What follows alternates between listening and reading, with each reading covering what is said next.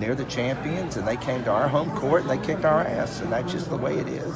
They outscored us by 10 points in the fourth quarter. They won, they're the champions, and we lost. Hell yeah, it's more painful. You know, this was not fun, and I guarantee you, James and Chris and our team is very upset right now. They kicked our ass in our home court. They beat us by 10 points in the fourth quarter. It's unacceptable.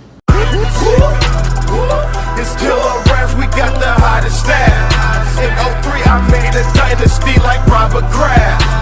The Golden State Warriors last night put on a performance that most didn't expect. I mean, I know I did, but most didn't expect. I heard a lot of people saying that the Rockets better win because of the Kevin Durant injury, and I just didn't agree with that. Golden State is probably the only team, let's be real, y'all. They the only team in the NBA that can lose their best player and still be title contenders. That just shows how good this team is. What should have been placed more emphasis on is the fact that Harden, quote unquote, should take advantage of the situation at hand and have a virtuoso type game to propel this team to success, which is what he's done pretty much the entire regular season. People were missing a big factor here in my opinion. Steph Curry is, well, still Steph Curry, and the best point guard in the league. Also the fact that Golden State still has the best backcourt in the NBA, with Portland coming into a close second in my opinion. So with this game in the books, and Houston heading home once again, the question lies, what they gonna do now? Well, for starters, let's take a look at last night's game, right? Steph had been struggling pretty much all playoffs, and so has Klay Thompson.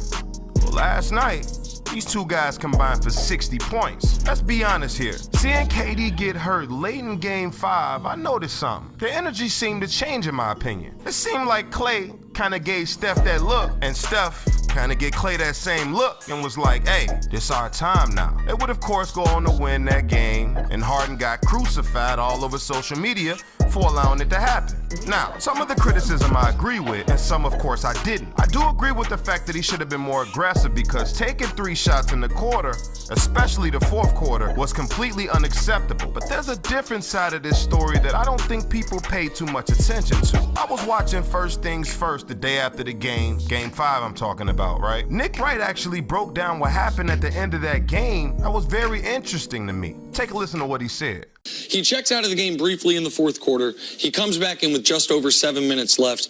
And from the rest of the way, he only takes 1 shot.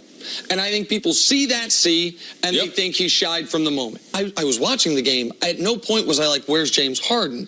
And so I just went back and went through the play-by-play. I went back and I said, let's look at the final 6.5 minutes of the game. The Rockets had 12 possessions. And for the people who are going to kill James Harden today, because there will be a lot of people, oh, he no-shows again in a big moment. Just tell me the possession you wanted him to shoot. There's 12 of them. First one, Eric Gordon makes a 3. Second one, Chris Paul gets fouled, goes to the line. Third one, Eric Gordon makes another 3. We're 3 for 3 on good possessions. Yeah, 3 right? good possessions in a row. All right, next 3 into the possession. So it wasn't, and that's the one where Draymond then got the technical foul. Yeah, so that's 4 out of the 5 possessions. 1 possession was cut short, but Chris Paul got called for a charge. And the other one they had a layup. And then the 6th possession, PJ Tucker hits a 3, but his heel is out of bounds. It was a critical moment, but that's a good possession. They made a 3. Sure. All right, so here's the next 6. Chris Paul fouled again, goes to the line. They get a Clint Capella dunk. Chris Paul gets a layup, but misses it. Eric Gordon gets fouled, makes his free throws. Clint Capella gets a dunk. Harden gets a layup. So what are we talking about? That's the game. There's 12 possessions. They made 2 threes. They got fouled 1, 2, 3 times. They turned the ball over twice, 1 on charge, 1 on when a guy stepped out of bounds. They had 2 missed layups, and they had 3 made layups. What do you want Harden to do there? So really, let me ask y'all a question. Was it all on James Harden?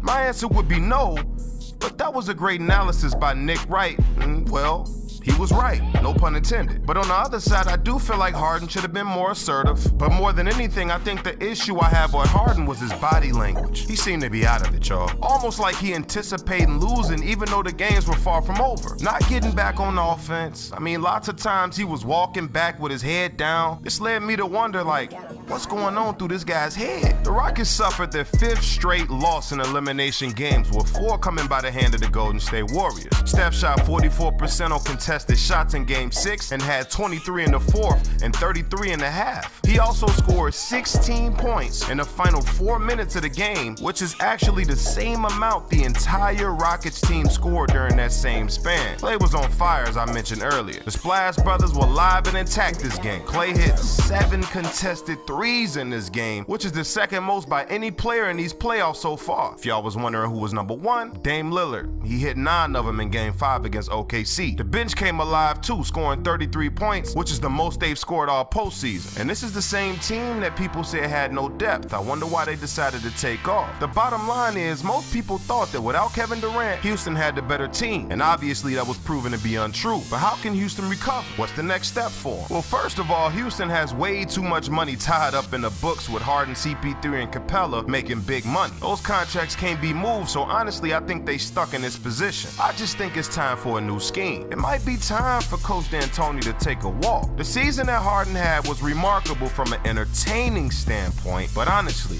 can you win like this? Is playing ISO ball the answer is what I'm asking y'all. Back in the 80s, that's all Jordan did was play ISO ball and try to score every possession down, just like Harden this year. That led to first round exits and great regular season stats, but they didn't win nothing. But when Pippen got better and Tex Winter and Phil Jackson implemented a system that would incorporate team ball and ball movement called the triangle offense, that's when the Bulls finally started winning. This situation reminds me of Harden's situation a little bit. I think they need a coach to implement a system that finds a way to get others involved in the game offensively. This will ease Harden's workload while giving others responsibility on the offensive end, which could lead to better effort on the defensive end, in my opinion. To me, that's one of the ways to fix the situation. We'll inevitably find out what approach they decide to take next year, because some changes definitely need to be made. Everyone was healthy. They pretty much had no excuses this year. Even with Harden putting up 35, 8, and 5 while shooting 44% from the field, still got them that L. Chris Paul even had a rare great game in this postseason, putting up 27 points, 11 rebounds, and 6 assists. So the only thing I can think of to change this team's culture is a new scheme and a new system. But anyways, that's pretty much all I got for you guys. Please leave a like if you enjoyed this video. Also subscribe to the channel if you love sports the way that I